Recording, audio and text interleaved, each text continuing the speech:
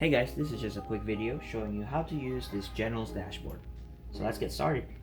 First off, the top row is there so you can keep track of your score. You can use a D6 to keep track of your score, and you can also put your opponent's score off the board. Or you can use a D20 to keep track of your score, your opponent's score, their CP, and your CP. The slots on the left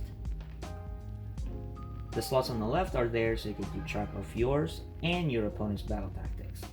You can use the 1 to signify round 1, and then you can use 6 for a failed battle tactics. That way you know which one you failed or which one you succeeded. And that is how to use this General's dashboard. If you have any suggestions or feedback, come find my email on my contacts page. I would love to hear what you think. And hopefully this will help you in your next game, and hopefully your dice roll better than mine, and have a good one.